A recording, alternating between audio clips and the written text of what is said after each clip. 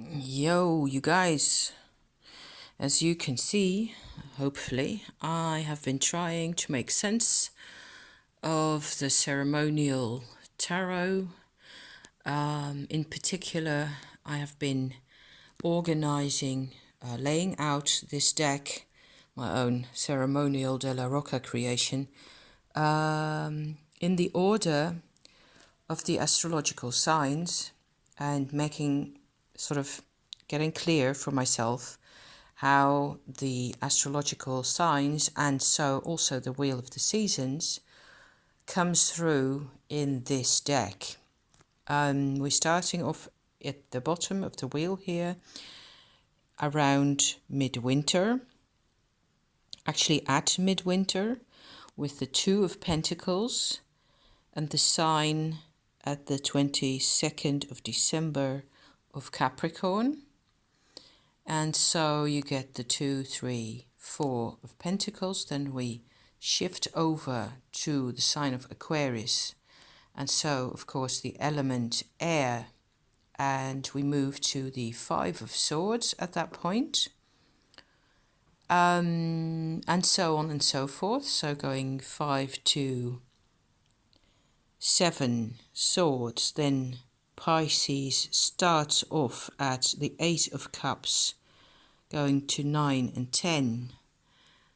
Then it just depends which element you're starting off with. We're starting, of course, in the 2 of Wands in Aries, the fire sign.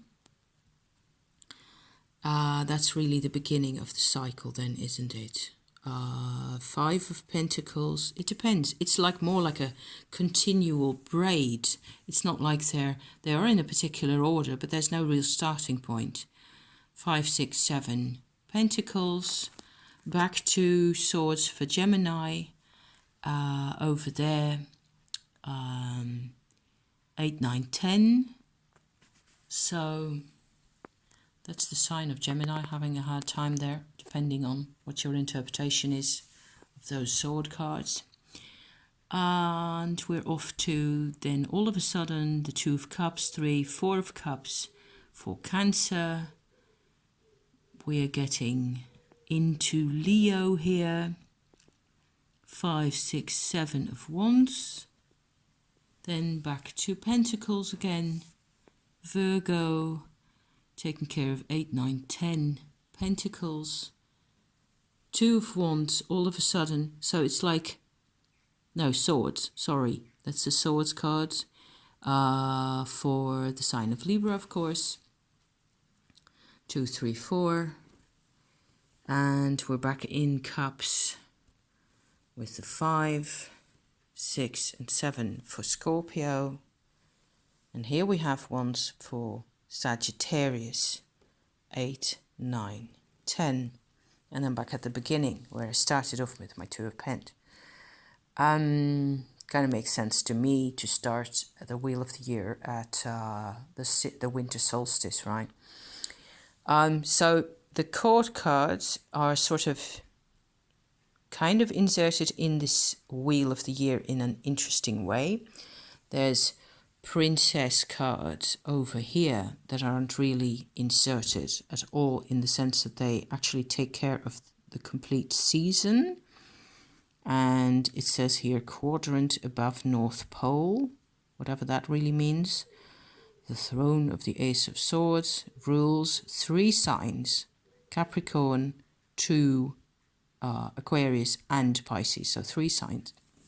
That's why this knave or page card is in this angle of the whole setup of the wheel. Okay, the aces have no astrological connotations or any of it. They're just basically that's why I put them in the center. You get the page cards in this kind of setup, like 1 season each, 4 seasons, and then the other court cards come out in this way, where they don't just govern for example, these 3 in this particular case, because the date that's given for him where he starts his His work, I presume, the Prince of Swords, being the Knight of Swords in this setup. He starts off at this season, so January 10, see? So he starts off his work in a period that is actually a Pentacles period, so an earth-based type of process. And so going over to the next Knight, so here's another Prince, right? Prince of Discs starts off his work in a phase that is still Four of Wands, still a Wands phase, April 11, see? And then in between those two, we will get, of course, first the King, starting off in an area that is still very much a swords area. I kind of appreciate how the court cards, King, Queen and Knight in this setup, each have a task to bring two elements together in a way, in a particular moment in time, in a particular season. So of course, the thing that I did, which I suppose everybody will do, is to look up your the position or the card or the set of cards that goes with your birthday, that being the 6th of August. For me, I end up having a 6 of Wands, Jupiter in Leo, which is not my position at all, but it's the card that sort of governs, whatever that really means, the part of the season where I find my birthday. And the court card that looks over us at that time is the Knight of Wands, which I find really interesting because the Knight of Wands is really my sort of my life path card, or however you really look at that. It's like my most personally relevant type card, I think, as I have felt it to be. So the majors in this deck do not have astrological correspondences at all.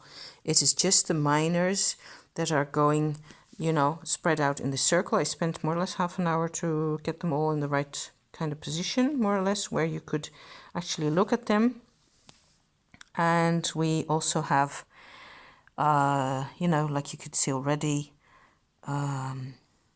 planets in a particular order, which will be the subject probably of another video, where I'll probably be putting all the Marses together and, and all that stuff. So all the Marses, all the Venuses, all the moons, and see where we end up with that. I still thought that there wasn't really that much out there where you could see tarot in the seasons. And since we're moving on to a different season at this time, I thought that was pretty cool. Thank you for watching, you guys. See you again soon. Ciao, ciao.